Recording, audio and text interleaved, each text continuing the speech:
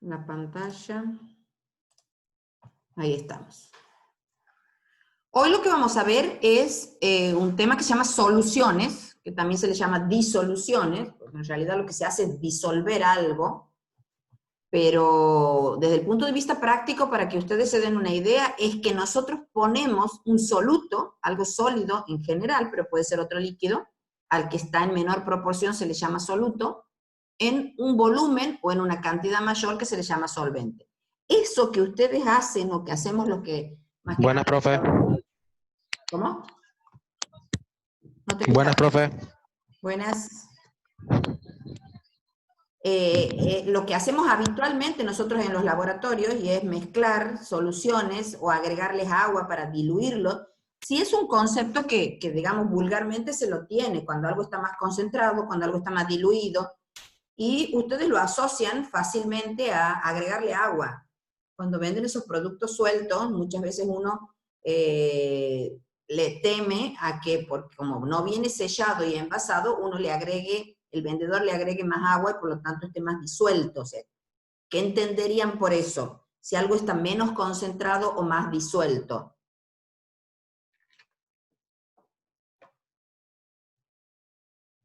Que tiene menos consistencia, por así decirlo. Menos consistencia, ¿qué opinan? ¿Más puro, menos puro? Pero ahí hay que tener cuidado la palabra puro. Puro es que o es puro o no es algo puro. ¿Puede haber algo más o menos puro? ¿A qué se puede referir? ¿Qué era pureza? A un elemento en su estado completo, digamos, sin Profe. alguna alteración química ni nada difícil. ¿Profe? No sé, la verdad, profe, me han dicho Sí, sí, te solamente entiendo. que tengo que sacar pureza y no sé la definición. O sea, pero los razonemos para que lo entiendan. El que... a ver, espérate que me pongo ahí para que... La pureza, profe, ¿me escucha? Sí, sí, te escucho perfecto. La pureza no es cuando el elemento se encuentra en su 100%, digamos, es decir, sin ninguna alteración química ni física. Si entiendes lo que es, lo que pasa es que te expresas desde el punto de vista químico mal, porque vos dices no tiene ninguna alteración química. Si yo modifico químicamente algo, deja de ser lo que es. ¿Me entiendes? Si yo tengo oro, por decirte que vamos a hablar de la pureza del oro, si yo tengo oro y lo transformo porque le agrego una sal o lo que sea, lo transformo en una sal de oro, deja de ser el oro metal que es el, suponte que estamos hablando de metal precioso. Si vos lo combinas, se reacciona, pero ¿qué es lo que hace que no tenga esto la misma pureza que aquello? ¿Qué tiene el que es más impuro con respecto al puro? ¿Cómo se llama desde el punto de vista químico todo lo que no es el elemento concreto del que estamos refiriéndonos? Un compuesto. No. La palabra opuesta a pureza, ¿cuál sería? Impureza. Impureza, mira de fácil. Impureza. Todo lo que no es el compuesto, pero es otra entidad química o otra cosa, digamos, es impureza. Entonces, si a mí me venden, por ejemplo, cuando vamos a comprar bicarbonato a la farmacia, me venden un sobrecito que dice 25 gramos, y yo lo hago reaccionar y veo que los 25 gramos no son bicarbonato, hay 20 y hay 5 de impureza. Pero hay impureza de otra cosa, no que ha reaccionado porque me lo altera, sino porque está mezclado. Por ejemplo, puede haber talco. O, mira el ejemplo que se me está ocurriendo en este momento. Cuando dice que venden cocaína, las drogas estas que, me imagino que los narcotraficantes no tienen un control de calidad ni nada, entonces te venden lo que ellos Las quieren. cortan, profe. Eso que le llaman cortar es agregarle cosas. ¿Para qué? Para que en el peso pese más, pero le ponen menos de la cantidad. Pero no le pueden poner algo que lo haga reaccionar, imagínate en ese caso, porque no va a tener el efecto, va a dejar de ser el compuesto químico que iba a producir un efecto determinado. Entonces, aquí cuando nosotros hablamos, más que nada en soluciones, que es el tema de hoy, es cuando uno le agrega el solvente, le agrega agua. Uno va a comprar jabón suelto, lavandina suelta, y vos temes que el que vende le agregue más agua para que cuando te venda 1 litro, en realidad él ha gastado 80 y le agregó 20 de agua.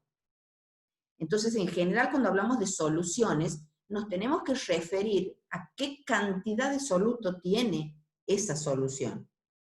Y eso es una expresión de una concentración.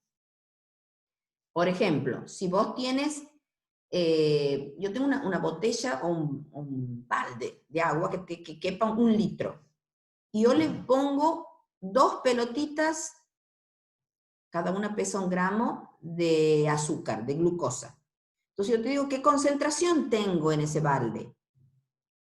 Es cualquier manera de asociar cuánto soluto en función del solvente tengo.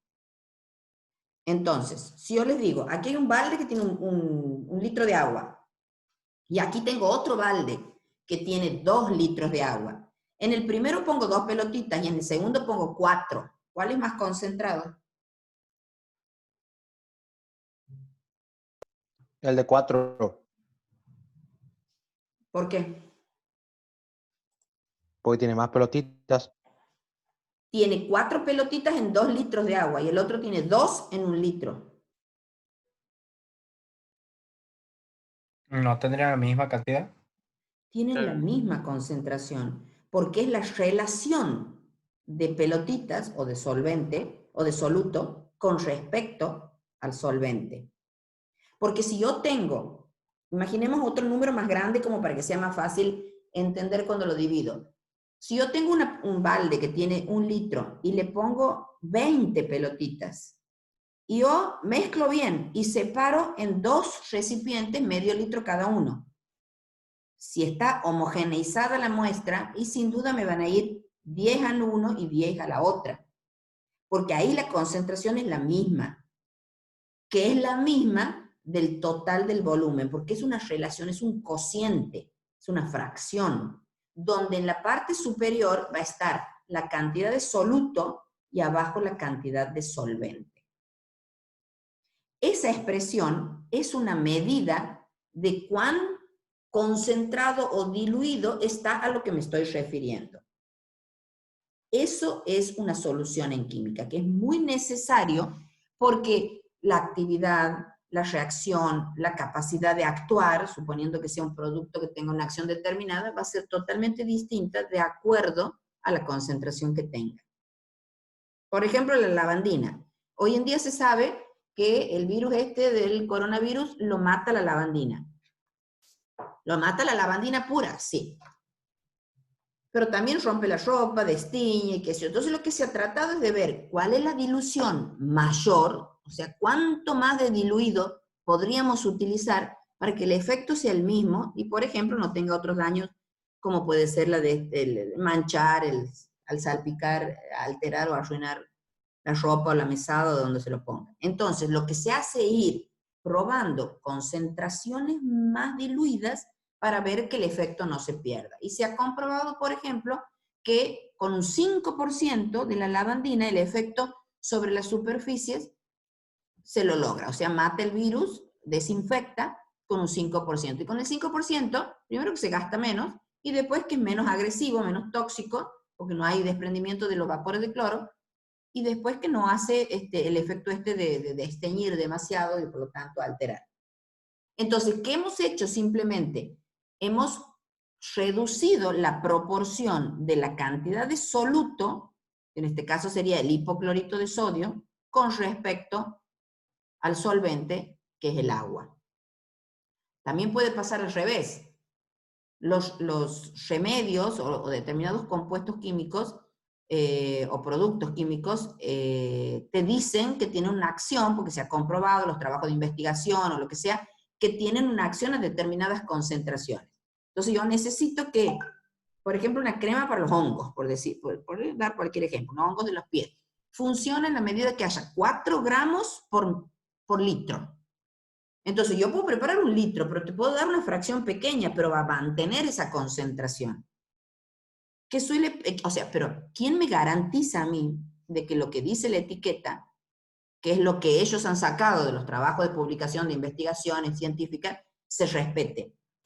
Siempre hay controles de calidad, hay entidades de referencia que te dicen, si vos pones en el rótulo, tienes un 5% de tal cosa, que vos puedas tomar una muestra, chequear y que corrobore. Para eso hay entidades que controlan la parte química, otros que controlan la parte de medicamentos, como es el ANMAT en la Argentina. Pero también hay una serie de productos que no pasan por ese tipo de controles, que se llaman más bien cosméticos. Entonces, como que siempre algún tipo de lo que se llama de confiabilidad debe tener, porque si no también si una vez, una tanda, un lote, lo voy a hacer con una concentración y otro con otro, pierde obviamente credibilidad en el medio, porque el que lo compre después no va a tener el mismo efecto. Pero siempre hay alguien que controle que esas concentraciones, que esas diluciones o soluciones son lo que dice la etiqueta. También por eso van a ver muchas veces que dicen este laboratorio es más confiable que el otro, porque no modifica, no altera las concentraciones que dice, o en donde vemos mucho las mujeres, en los remedios para la piel. Vos vas a comprar a una marca conocida, o no tanto, que se vende por catálogos, y dice, esta es crema para hidratar la piel. En cambio, vas a comprar de otras marcas que tienen concentraciones o tienen más prestigio, y por ahí o le ves mejor concentración, tiene más producto con respecto al vehículo, que puede ser una crema, que puede ser un aceite, que puede ser agua, donde lo depositan o cómo te lo pones.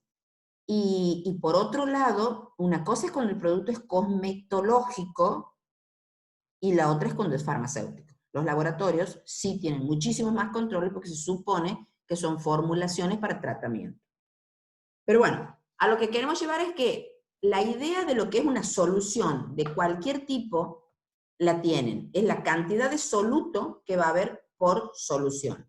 Ahora lo que vamos a ver es de qué maneras las podemos medir o de qué manera las podemos expresar para saber exactamente a qué nos estamos refiriendo o cómo podemos comparar dos soluciones distintas o expresadas de distintas maneras.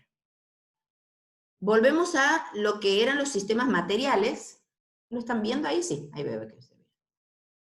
Esto lo hemos visto en las primeras clases, donde el sistema material podíamos hablar de lo que era una sustancia pura o de lo que era una mezcla. Y aquí un poco la respuesta a lo que han dicho hace un rato ustedes. La sustancia pura era cualquier compuesto o elemento, porque podía ser, como en el caso que les he dicho del oro, podía ser el oro solo, o podía ser una sal del oro, un sulfato de oro, áurico o auroso, ya es un compuesto porque tiene más de un elemento, pero puede estar puro, no tener otra sustancia o compuesto agregado. En cambio, cuando hablamos de mezcla, había dos o más. Esas mezclas, a la vista, se podían no apreciar como distintas fases. Y en ese caso era una mezcla homogénea. Y si no, cuando uno podía reconocer como dos partes o dos fases, y se llamaba mezcla heterogénea.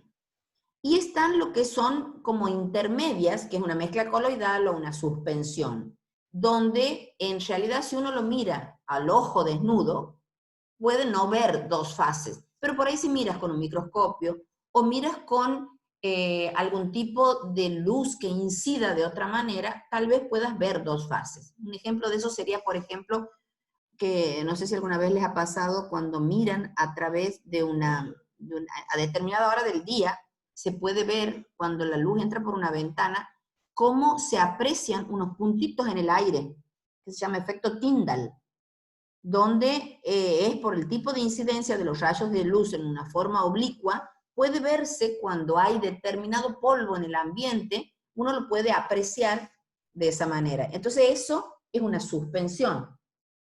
O, por ejemplo, los aerosoles es aire con alguna partícula sólida, y uno en general los ve como una mezcla homogénea, pero, por ejemplo, en microscopio o con determinados instrumentos se podría ver esa diferencia de fases.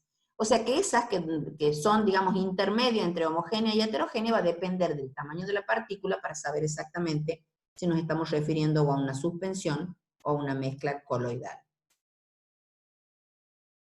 Y lo que vamos a ver aquí es qué tamaño de partícula tiene que tener para que se pueda llamar de una manera o de la otra. Entonces, es una mezcla homogénea cuando esas dos o más sustancias químicas que se mezclan son del tamaño molecular, o sea, muy, muy pequeña, no visible ni siquiera al microscopio ni microscopio electrónico.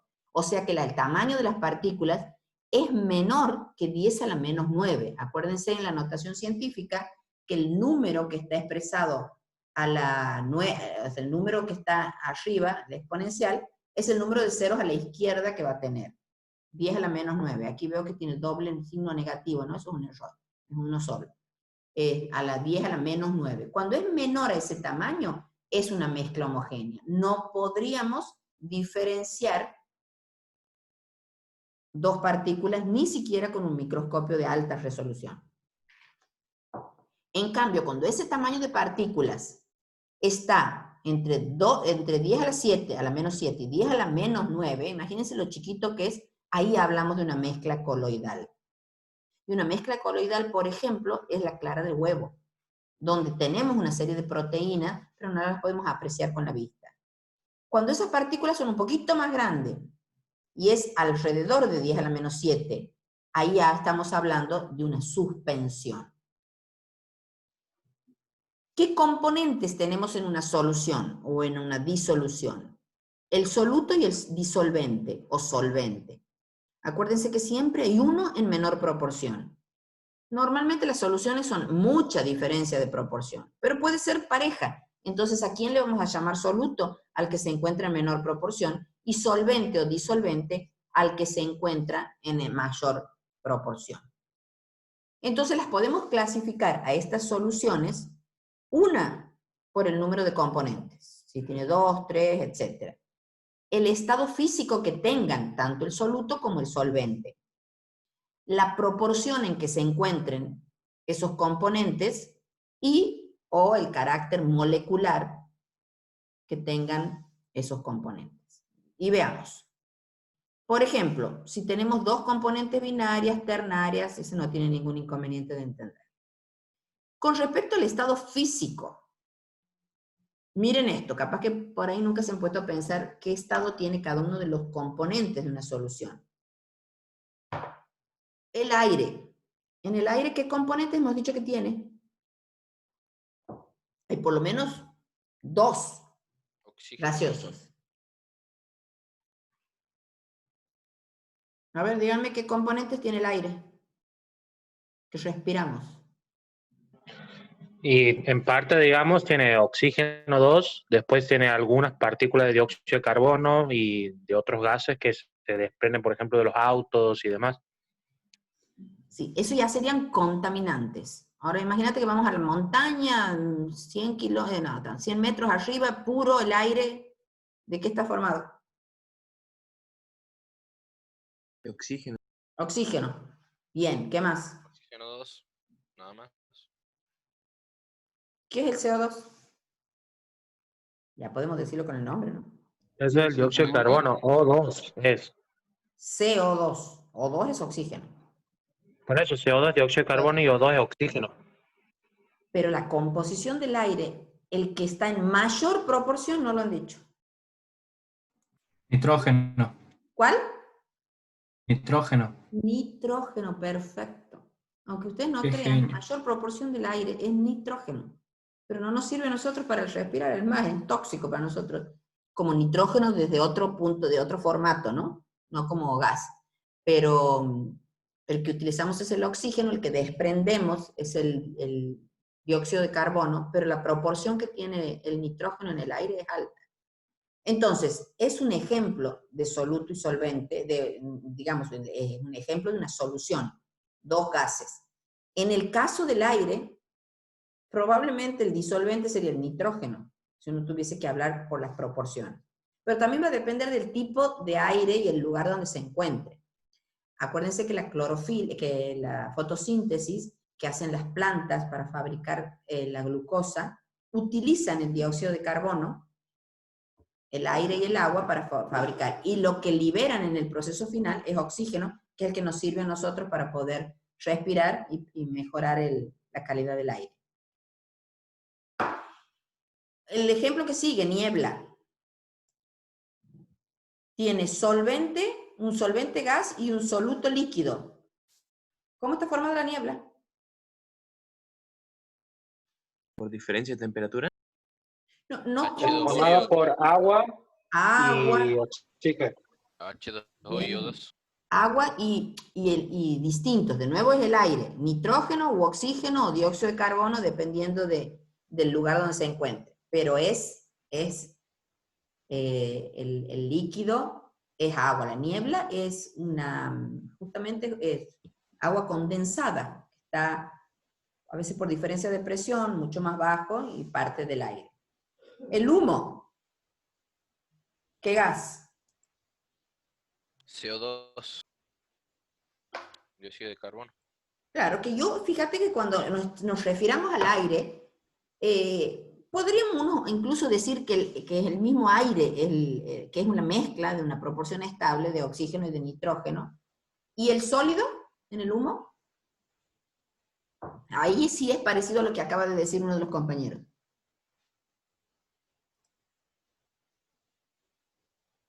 ¿Qué sólido forma parte del humo? Monóxido de carbono. Sólido, ¿no? El carbono puede ser. ¿Qué color te queda la cara si te pones atrás de un humo? Negro. Negro. Entonces, ¿qué tiene que lo hace negro? Carbón. Carbón. Perfecto. ¿Y de dónde sale ese carbón? El asado, profe. En el tuyo. A mí se me quemó la biblioteca y no he hecho asado y también tengo humo. Qué problema. En el asado también. Y en un incendio también el humo es negro. La combustión. Pero depende de lo que esté, digamos, incendiándose. Porque Oh, no es lo mismo si se incendia, digamos, un libro que un carbón. epa, ahí sí estamos parecidos. No, No es ahí lo sí es mismo que se queme parecido. plástico. O que se Claro, queme ahí se forma caucho. O otro que se color. queme petróleo. Pero si se quema un libro y se quema carbón, estamos en lo mismo. Es papel, es celulosa.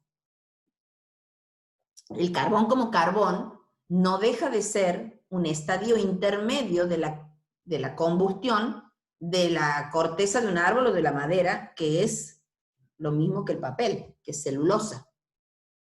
Y en realidad el humo negro, que es el carbono ya en el estado de mineral, es producido por la combustión final de lo que es cualquier elemento que tenga carbono. ¿Sí?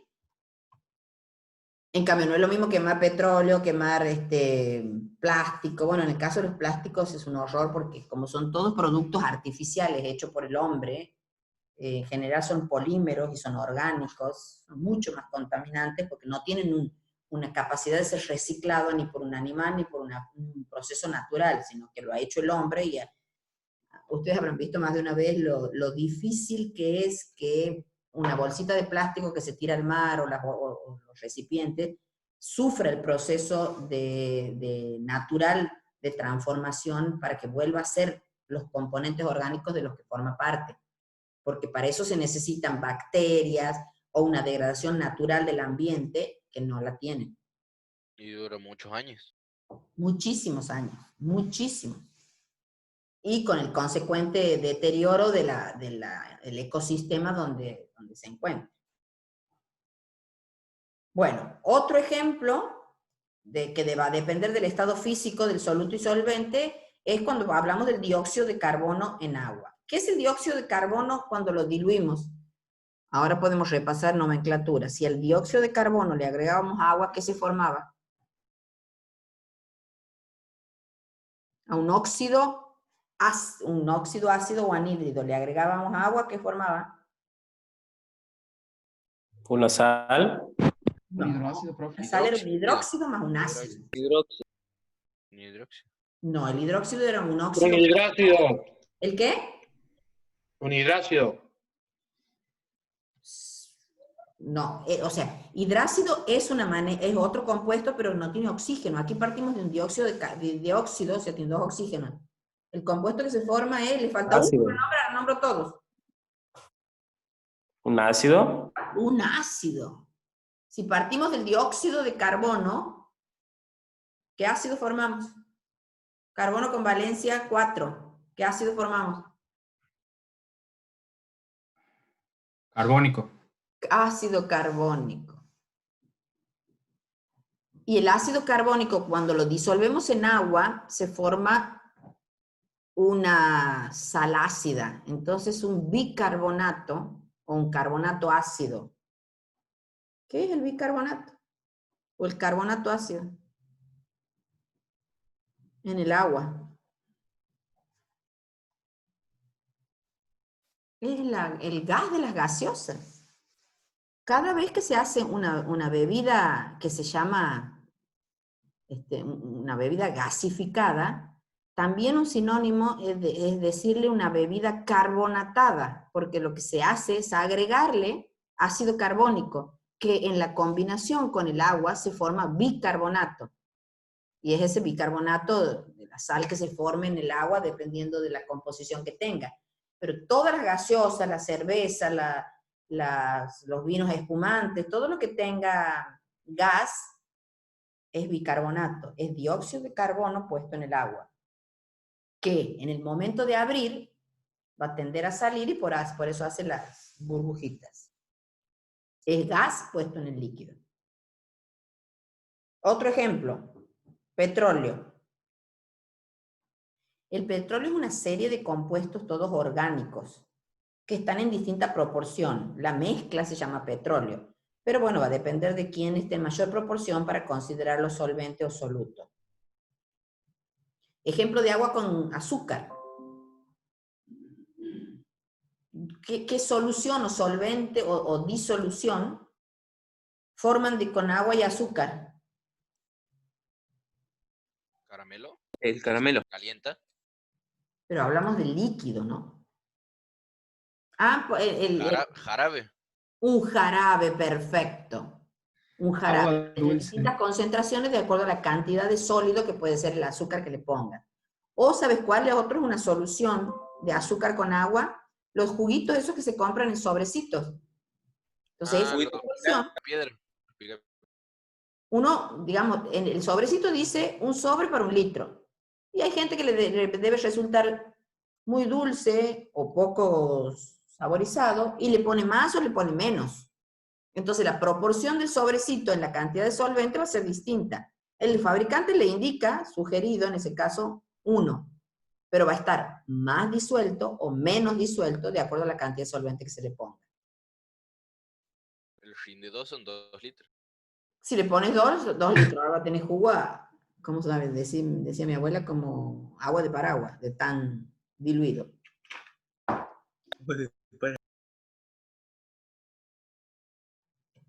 El que sigue es un gas en un sólido, que es hidrógeno con platino, eso no lo usamos mucho.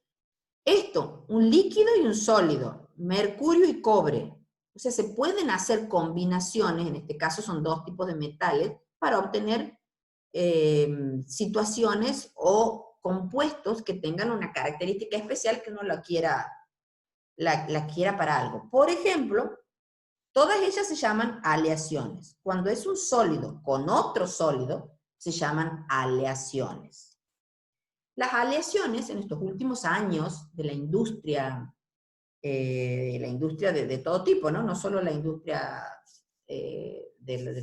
digamos, de la automotriz, de la parte de deportiva. Mecánica, profe. ¿Cómo? Industria de metal mecánica. En la mecánica, ahora vamos a los ejemplos. Lo que han logrado es, si cada metal tenía una característica individual que le era beneficioso por algo, lo que han visto que al mezclarlos, unirlos, se han logrado situaciones fantásticas para determinadas cosas. Por ejemplo, las monedas. Las monedas son una aleación de cobre con zinc, que han ido haciendo modificaciones de acuerdo a la utilización. Ventajas. No se deformaban, en la época que no había tanta industria, se lograba acuñar, o sea, poner un nombrecito, una fecha, que era un intercambio por lo que valían para que sea el trueque para poder comprar cosas. pero donde yo más le veo ventajas en la industria actual, en todo lo que es lo que se ha inventado en estos últimos años, es en la utilización para determinado tipo de compuestos. Por ejemplo, ¿ustedes saben lo que son las llantas de aleación? No, profe. ¿Cómo que no? ¿A los autos?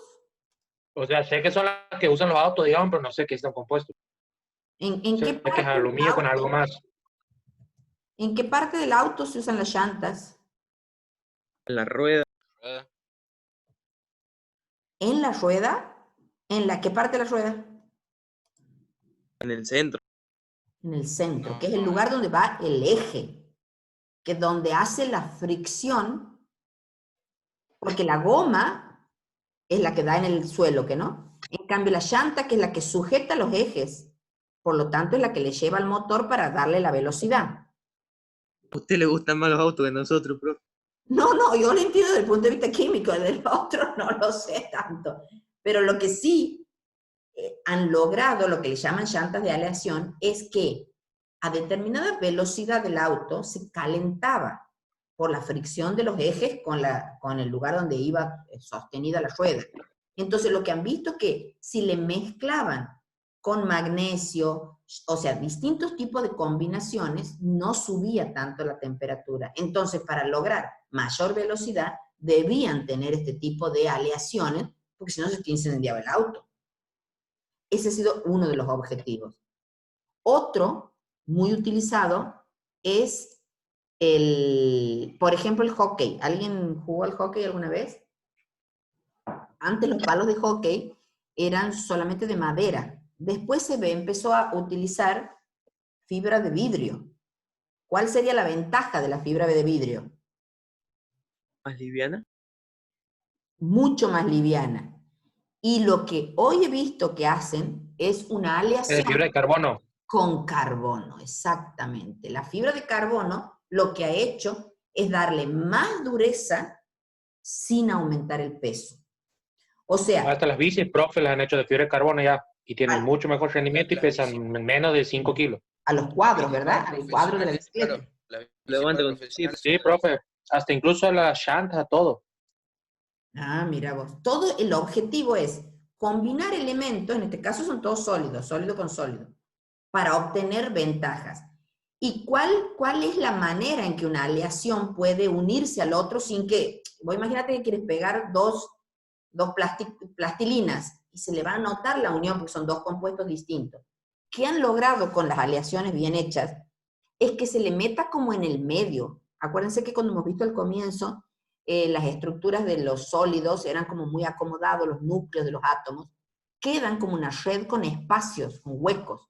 Le ponen por ahí, logran entrar el otro sólido, entonces las características finales de esa mezcla le dan ventajas totalmente competitivas con respecto a la anterior, y que son, entre otras esas, o dureza cuando la necesitan, o liviano, o, por ejemplo, también que ha revolucionado la industria de la construcción, hoy es el aluminio, o sea, todo lo que son ventanas, todo lo que son aberturas, le llaman de aluminio, pero en realidad no es aluminio puro, sino son diferentes aleaciones o combinaciones, muchas veces con zinc, porque casi todas van a ver ustedes que es de color plateado, aunque hoy, digamos, en estos últimos 5 o 6 años, ha mejorado todavía las características de las aberturas de aluminio, las que se llaman de PVC, que es totalmente artificial. Profe, ahora el PVC se lo utiliza para hacer piso, techo, de todo. Es increíble. Todo, porque le han logrado hasta regular la dureza, si quieren duro, o la flexibilidad o maleabilidad, que no lo podían hacer tal vez en el del aluminio, que siempre, si lo doblaban, se quebraba. En cambio, todas estas características son productos de la mano del hombre, que ha ido logrando mezclar compuestos que en la naturaleza solitos no se habían mezclado con objetivos determinados. Eso es parte de lo que van a hacer ustedes. Ustedes son los ingenieros genios. Entonces, es como ir buscándole propiedades al producto, en este caso, de una solución o de una mezcla de solutos parecidos o que se puedan juntar para obtener características especiales. Profe, por ejemplo, la carcasa del SpaceX que ha ido el otro día al espacio, es de un compuesto con aluminio, con no sé qué otras cosas más, que inclusive luego de salir y volver a ingresar a la Tierra, se la puede seguir utilizando todavía. Eso he leído, es fantástico, porque no sé si se acordarán, ustedes son muy chicos, pero primero, todas las naves espaciales no podían volver a entrar porque aparentemente ese choque con la atmósfera generaba una fricción que lo hacía estallar.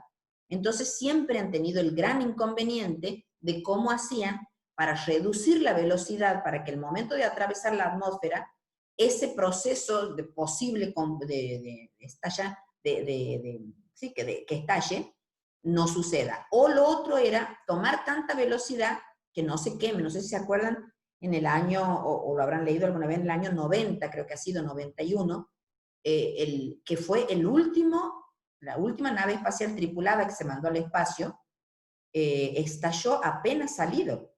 Debe haber sido a los 3 minutos, y era por un problema de...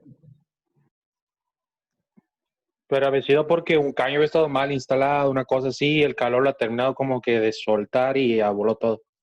Exacto, porque la temperatura es la que por ahí no lo pueden regular o frenar. En cambio, estas digamos, nuevas aleaciones han logrado que, por ejemplo, pueda soportar temperaturas más altas, pueda no deformarse, y en estos casos, digamos, yo supongo que al abrirse, no me acuerdo exactamente cómo era el motivo por el que estalló, pero tenía que ver con eso, con que una pérdida de gas hacía una diferencia de presión, y bueno, no soportó.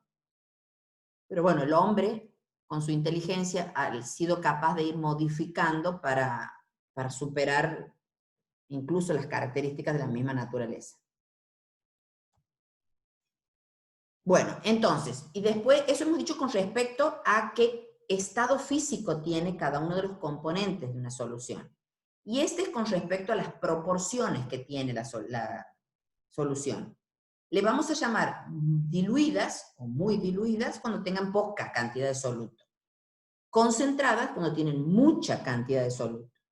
Y saturadas cuando han llegado al extremo de la cantidad que pueden disolver. Y no admiten mayor cantidad de soluto porque precipitaría. Por ejemplo, si ustedes tienen un vaso o una taza, le agregan una cucharada de sal, la mezclan, se disuelve. Le agregan otra cucharada de sal, mezclan, se disuelve. Va a llegar un momento que aunque le agreguen un poquito más, precipita, se va abajo.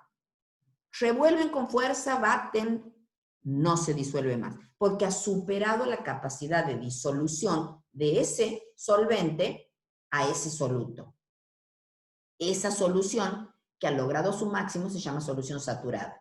Para cada solución hay un máximo o una capacidad de disolución que está medida y está tabulada y ya se conoce exactamente cómo es. Por ejemplo, es 3,8 gramos para el cloruro de sodio en el agua. Lo que sí se ha visto que hay maneras de mejorarle la solubilidad, por ejemplo, subiéndole la temperatura, etc.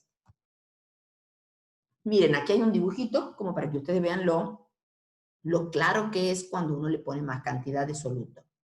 En el primero, un vaso de precipitación sin soluto o poco, llega un momento donde la cantidad empieza a precipitar y se la ve abajo, y lo otro que le sigues agregando y no se puede disolver más. Otra manera de clasificar a las soluciones es de acuerdo a la característica molecular que tengan los componentes. Y aquí los vamos a clasificar en conductoras y no conductoras. Conductoras de la electricidad, donde las que son conductoras están ionizados los componentes de la molécula y por lo tanto se van a transformar en ácidos o bases y van a poder ser conductoras de los electrones, de la electricidad. O no conductoras cuando no se ioniza, no logra tener cargas, no se divide esa molécula en partes, por lo tanto no va a transmitir la corriente eléctrica. Y como para recordar, acuérdense que la corriente es un traslado de electrones, por lo tanto un traslado de cargas negativas. Entonces, si la solución es capaz de disolverse o de separarse en sus iones, va a ser capaz de permitir ese traslado de los electrones y por lo tanto de transmitir la corriente eléctrica. Y eso lo va a hacer toda solución, por ejemplo, que tenga como solvente el agua. En cambio, lo que tiene como solvente un solvente orgánico no se ioniza o puede ionizarse parcial o débilmente y por lo tanto va a transmitir o va a permitir la conducción de una electricidad en menor cantidad o no. Y ahora vamos puntualmente a lo que nos va a ayudar a resolver los problemas y es ver de qué manera podemos expresar esa concentración de la solución. Tenemos, miren, la cantidad, hay unos que se utilizan más que otras tienen que ver dependiendo de la composición química de la que se trate, pero la vamos a ir viendo una por una. Pero si vemos en resumen, vemos que todas lo que vamos a tratar es de expresar en un cociente, en la parte superior, cuánto soluto hay y abajo sobre cuánta solución o solvente nos estamos refiriendo. La más común, la más utilizada o la que uno por ahí tiene como muy fresco y muy presente es gramos por litro. Donde gramos va a ser la cantidad de gramos del soluto que haya por cada litro de la solución. Entonces, por ejemplo, podemos hablar de lo que es la solución fisiológica, que es una solución que se asemeja mucho a lo que es la concentración fisiológica de la sangre o de los líquidos tisulares que tenemos en el organismo, y que es una determinada cantidad de soluto de cloruro de sodio en agua. Entonces nos vamos a estar refiriendo arriba en la cantidad de soluto, supongamos que estemos hablando de cloruro de sodio, y abajo es en los litros de la solución, o sea, del total, no de la cantidad de agua que hemos agregado, sino del producto final. Por ejemplo, si estamos mezclando dos líquidos, que estemos hablando de uno que podría ser, por ejemplo, que estemos disolviendo un colorante, entonces pesamos una cantidad de colorante, 4 gramos, y lo vamos a llevar a 1 litro de la solución. Entonces, la concentración de la solución va a ser 4 gramos por litro, 4 gramos en 1 litro. Esa es la concentración. La expresamos en litros y el soluto en gramos. En gramos, aunque sea un líquido. Porque podemos decir 4 gramos de un colorante, y ese colorante puede ser un líquido. Entonces, ahí tenemos que saber que para transformar en gramos una medida de volumen, necesitamos la densidad. La densidad es la expresión en gramos por litro de una solución patrón o cualquiera. Entonces, si yo les digo 4 gramos de este colorante y es líquido, vos tenés que saber cuántos gramos tiene en ese volumen para poder calcular. ¿Se entiende? Sí, profe. Lo último no lo he entendido, profe. Cuando vos hablas de una densidad, vos estás expresando gramos por litro, porque es una medida de la concentración. Entonces, si yo tengo un colorante, por ejemplo, te digo un colorante porque es el que me viene a la mente como más fácil de entender. Yo tengo un colorante, pero está líquido. Yo te digo, poneme 4 gramos del colorante, y vos no lo ves polvo, vos lo ves líquido. Y vos dices, ¿cómo sé yo en qué volumen hay 4 gramos? Te tienes que fijar en la densidad. Porque la densidad te está expresando esto, una concentración en gramos por litro. Si te dice, la densidad es 2 gramos por mililitro, yo tengo que poner 4 gramos, ¿qué volumen me ponen? 2 mililitros. Exactamente, porque ya te estás refiriendo cuántos gramos hay por mililitro. Si yo necesito 4 gramos, si había 2 en 1, pones 2. Bien, pero eso nos lo dicen, o sea, la densidad es... o sea, La está escrita en densidad algún lado. la densidad de un compuesto puro está tabulado, y de uno que te vende un fabricante, si tiene lo que se llama pureza analítica para poder trabajar en los laboratorios, tiene que estar especificado. Siempre está, ¿no? En las etiquetas de los reactivos está expresado, cuando es líquido. Y cuando vos lo preparas en el laboratorio, tienes que ponerlo para saber a qué te estás refiriendo. Bien, bien. Entonces, la más común, la más utilizada, gramos por litro.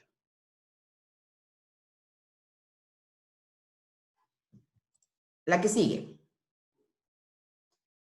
Tanto por ciento en masa. Esto es muy común utilizado en un léxico, en un vocabulario común. Cuando vos dices, esto tiene el 15%, esto tiene el 60%, esto es el 100%. Es más fácil entender esto porque se está refiriendo siempre a 100 partes de algo.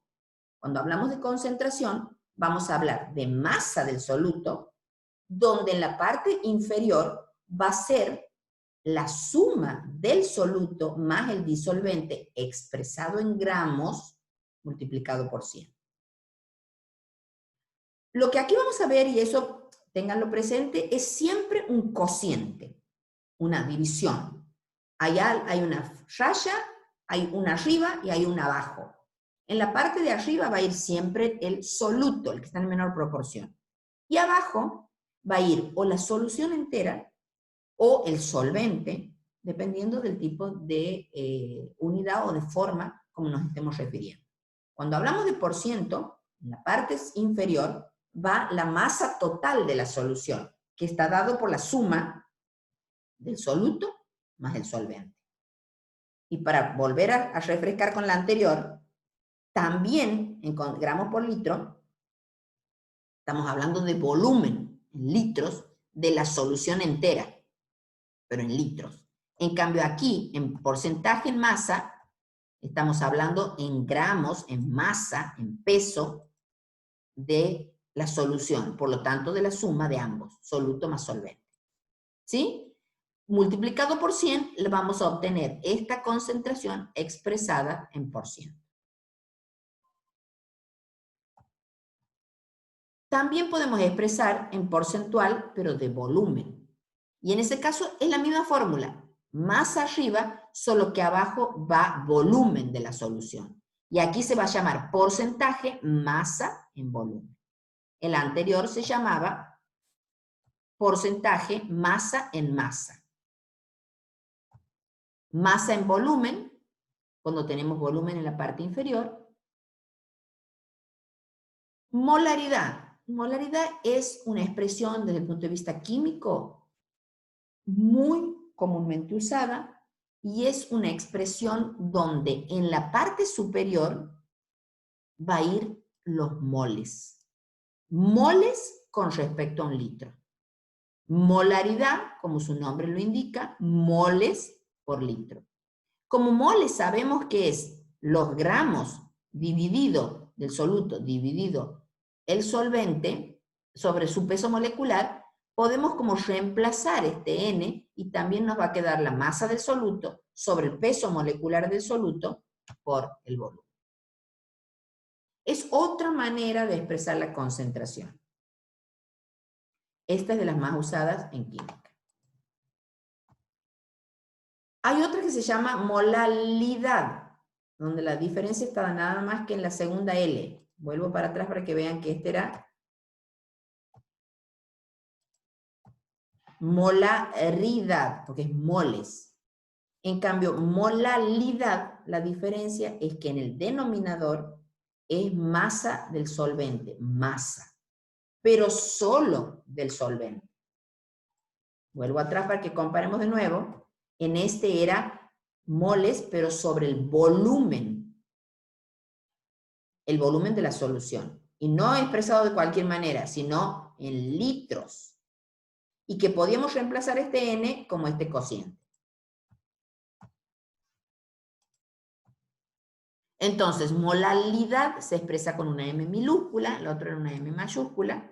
Va a ser moles en la parte superior y abajo masa de solvente expresado sí o sí en kilos.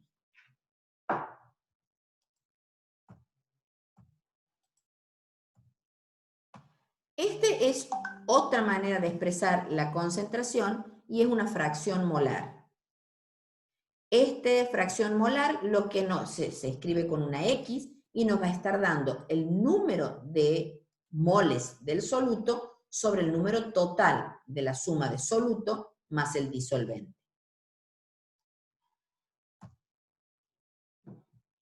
Después en una de las diapositivas está el resumen de todas las fórmulas, que una vez que lo aprenden a usar es muy simple. ¿Qué es la solubilidad? Un poco lo hemos incorporado ya en el tema y es la cantidad o la máxima cantidad del soluto que se puede disolver en una determinada cantidad de solvente. Generalmente uno lo va a referir a 100 gramos. Y la capacidad de disolución sí es muy variable de acuerdo a la temperatura. O sea, si vos quieres disolver algo y lo pones en la hornalla a calentar, seguro va a tener mayor capacidad de disolución, porque la temperatura lo que ayuda es a disolver más cantidad.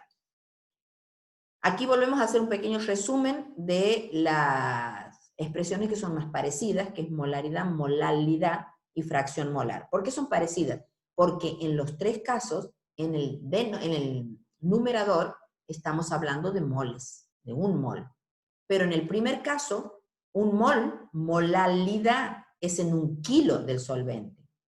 En cambio, molaridad es un mol en 1 litro del solvente. Y la fracción molar simplemente es la proporción de moles del soluto sobre moles totales que se ponen en la solución. Esas serían las tres definiciones más parecidas porque tienen molaridad en la parte del numerador.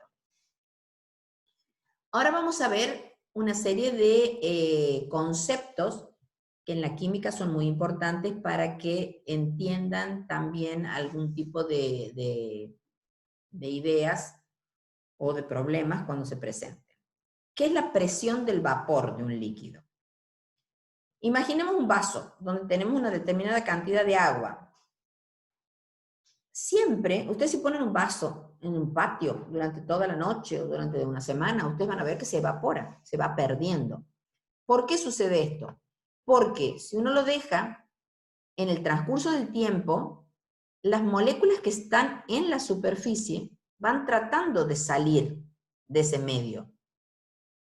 Entonces, esas, digamos, moléculas que están queriendo desprenderse para irse a la parte como vapor, es porque tienen una determinada presión que puede irse a la parte del aire, digamos así. Por otro lado, hay una serie de partículas que ya están en el aire, donde van a querer entrar al líquido de nuevo, a su estado líquido. Ese proceso de entrar y de salir llega un momento que se establece, queda quieto, que es un estado de equilibrio, donde en ese estado de equilibrio el número de moléculas que van a entrar al líquido va a ser igual al número de moléculas que salen del líquido. Entonces, la presión de vapor de un líquido cualquiera va a ser el número o el valor de esa presión que ejerce este vapor en equilibrio con el líquido.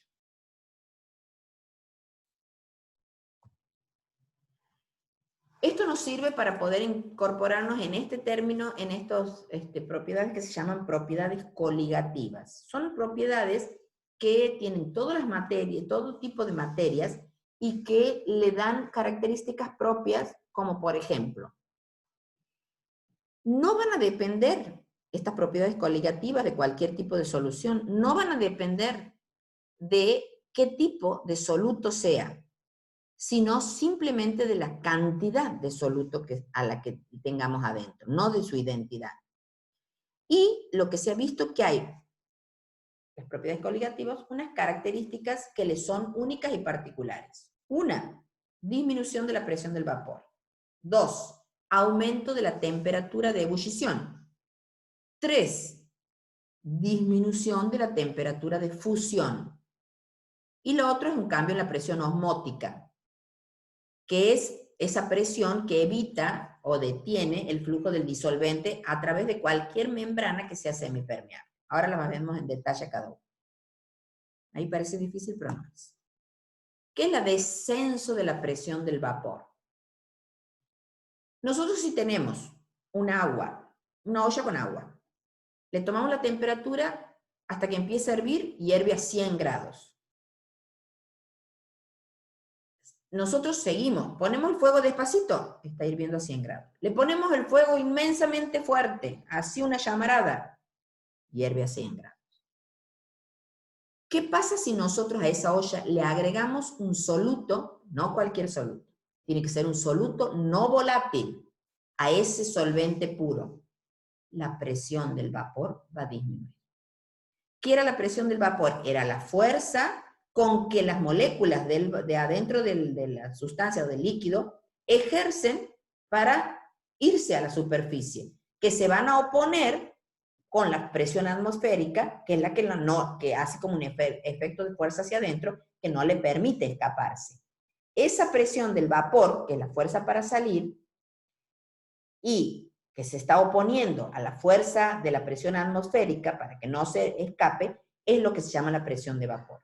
Cuando nosotros a una olla que tiene una cantidad de agua, le agregamos un soluto no volátil, como puede ser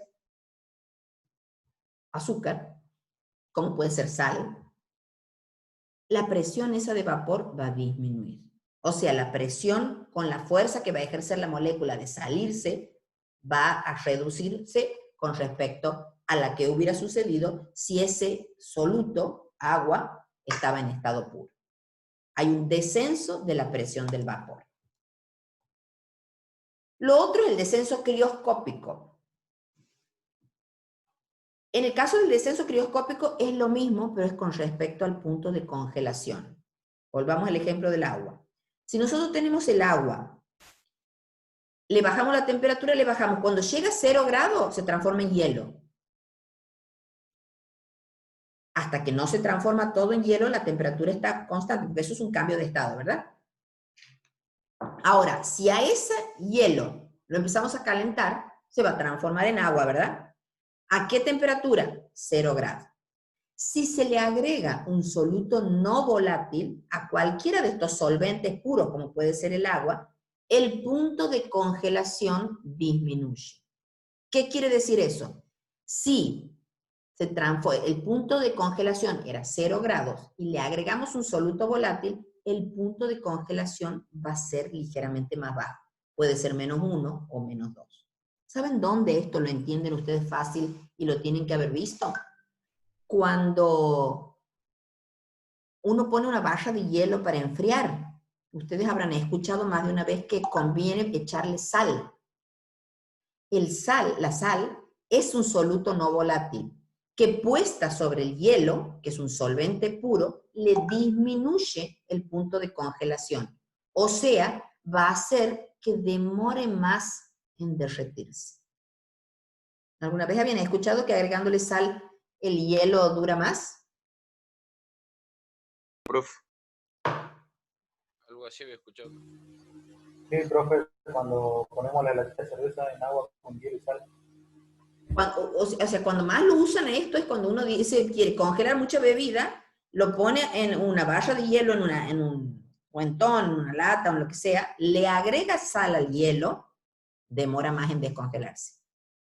Ahora ya entienden por qué. Porque es una propiedad coligativa del descenso crioscópico. Lo que han hecho es agregarle un soluto no volátil a ese solvente que es el agua, y lo que ha hecho es bajarle el punto de congelación, que era 0 y probablemente es -1 o -2. Entonces logran que se derrita a una temperatura más baja y por lo tanto dure más tiempo frío. El ejemplo es el mismo con el de la presión, el que hemos visto recién, solo que por ahí los ejemplos en la vida diaria no existen tantos del descenso de la presión del vapor como en el otro caso, que es más visible. El otro es también el ascenso ebulloscópico. Cuando se agrega entonces un soluto no volátil, no tiene que ser volátil, o sea, no puede ser un gas, no puede ser algo que se pueda volatilizar. A un solvente puro, el punto de ebullición aumenta. Por ejemplo, si nosotros tomamos la temperatura del agua que hierve sola y le agregas al agua verdura, cualquier soluto que no sea volátil, van a ver que hierve a una temperatura un poco más alta por esta propiedad coligativa. También hay un aumento del punto de ebullición. Lo mismo pasa cuando se le echa sal, ¿no? ¿Lo mismo pasa qué? Cuando se le echa sal al agua. Exacto, cuando muchas veces uno cree que le echa sal al agua para condimentar ya la comida, y no. El echarle un poco de sal al agua para hacer los fideos hace que la temperatura de ebullición sea más alta y por lo tanto se cocine más rápido. No se logra mucho aumento, pero sí logras aumento. Entonces se logra ese objetivo.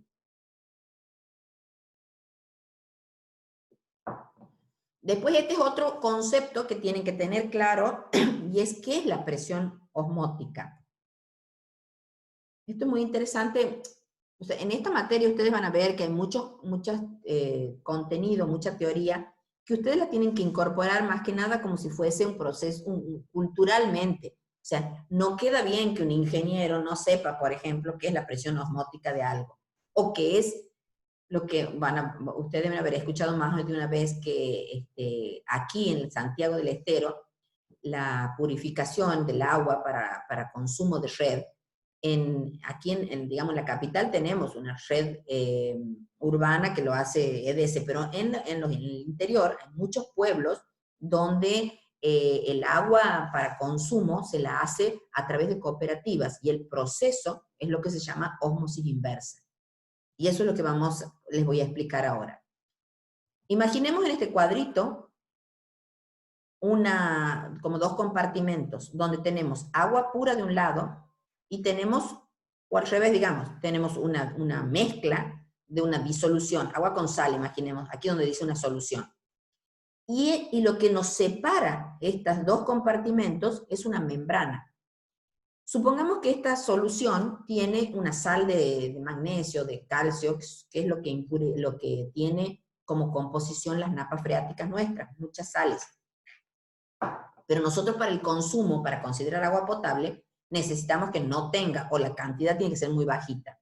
Entonces necesitamos sacarle de alguna manera. Entonces imaginemos como que le vamos a poner un colador que tenga la capacidad de retener esas sales que no la dejan ser pura. Eso es una membrana semipermeable que está aquí dividiendo los dos compartimentos de la solución y del agua pura. Entonces nosotros tenemos que lograr que queden retenidos de esta manera, de este lugar, y en este esté puro. Lo hemos visto por un proceso creo que en una de las primeras clases, donde si nosotros ponemos dos soluciones conectadas de alguna manera, por ejemplo, de una membrana permeable. ¿Qué significa permeable? Que deje pasar esos solutos que lo están diferenciando entre uno y otro. Esos solutos van a pasar solos de una solución más concentrada a una menos concentrada. ¿Hasta cuándo van a pasar? Hasta que ambas concentraciones tengan la misma cantidad.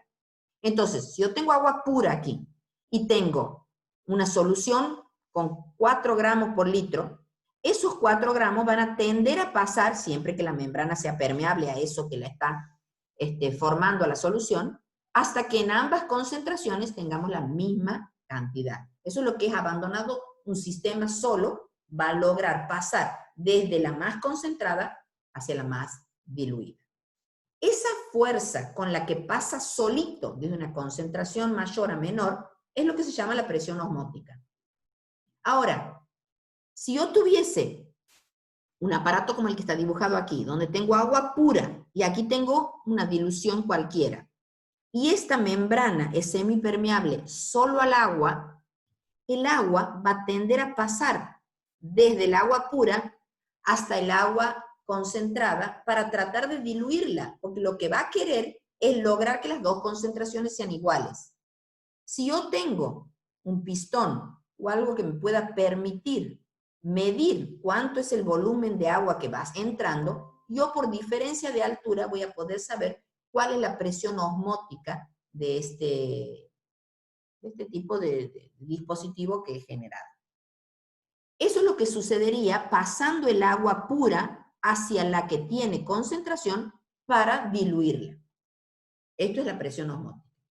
Lo que se llama presión, o sea, ósmosis inversa, es exactamente al revés. Yo pongo una cantidad de agua que he sacado de una napa o del lugar donde me proveo un agua que no está en condiciones de potable o de tomar, Y lo que hacemos es generar al revés una fuerza desde aquí arriba hacia abajo para obligar a que pase el agua hacia el otro lado y queden retenidas la concentración de sales de este lado, permitiendo o generando, por ejemplo, un agua más pura o potable o en condiciones de ser para el consumo. Entonces, por eso se llama ósmosis inversa, porque el proceso natural lo haría al revés. Y esto es con un motor, con una fuerza, con un gasto de energía, va a generar el proceso inverso. Esa es la manera como se purifica el agua para consumo humano en la mayoría de los lugares del interior de nuestra provincia. El proceso es ósmosis inversa. ¿Qué es lo caro de esto? Necesitamos una energía, fuerza, que generalmente es combustible, para hacer esta fuerza hacia abajo. Y necesitamos membranas, que son caras, que permitan retener desde este lado todo lo que son las impurezas y permitir solamente el paso del agua en el mejor estado puro para que pueda ser tomado. Esas son las membranas semipermeables o permeables, que tienen la capacidad de seleccionar lo que queremos que pase del soluto o del solvente de acuerdo al objetivo de nuestro proceso. Esto es también, digamos, un ejemplo de cómo actúan las membranas semipermeables. Imaginemos lo que tenemos aquí, una cubeta con un líquido, que puede ser agua. Y aquí tenemos la membrana semipermeable y adentro azúcar. Entonces, ¿qué va a pasar naturalmente? El agua va a tender a entrar para diluirla. Al entrar el agua, va a subir este vástago y lo va a ir llenando. Entonces nosotros vamos a poder medir esa altura del líquido o del volumen del líquido que va subiendo para calcular, por ejemplo, la presión antes y después, que va a ser el nivel de la presión osmótica que genere, por ejemplo, en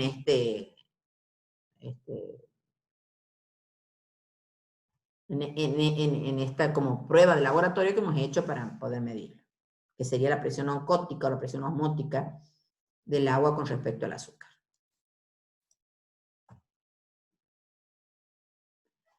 ¿Qué otro proceso utiliza estos conceptos para poder ayudar en el caso de la salud humana? Y es la diálisis. Ustedes saben que el riñón actúa como un filtro de la sangre para eliminar todos los desechos. O sea, todos los desechos que produce el organismo a través del riñón son filtrados y son eliminados a través de la orina. ¿Cómo hace ese pasaje? Se denomina diálisis y es también un tema de filtración, retiene los solutos y deja pasar el agua con aquellos que no es capaz de retenerlo o que tiene como objetivo la eliminación. Aquí tenemos el dibujito de lo que es la presión osmótica, pero en un proceso de ósmosis inversa, donde hacemos la fuerza hacia abajo para purificar el agua.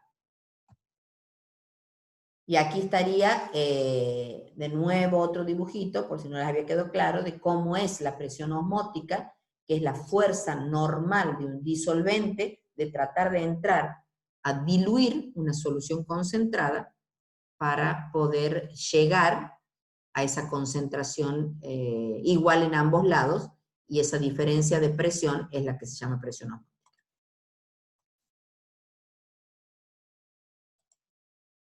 Bueno, este creo que es el último. Sí. ¿Alguna pregunta o duda? No, ninguna, profe. De esto va a haber ejercicios y sí me interesaría que lo hagan solos, cosa que ustedes puedan tener, puedan evacuar las dudas. Y bueno, el lunes que viene tenemos el último tema y después el otro ya el parcial. Cualquier cosa, no se olviden de Perdón. preguntarme. ¿Todavía no has subido este PDF o Sí, yo lo he subido falta? anoche. No me llegó Anoche lo he nada. subido. Sí, profe, he visto que usted había subido a la noche el coso, el pago. Este PDF, sí. Bueno, eso es todo por hoy. Me alegro de haberlos He escuchado, por lo menos. Bueno, profe. Bueno, profe, ¿qué consulta mandamos? Bueno, profe. Perfecto. Chao, chicos. Hasta luego, profe. Profe. No, profe. Bueno, Profe, ya bien. Nos vemos.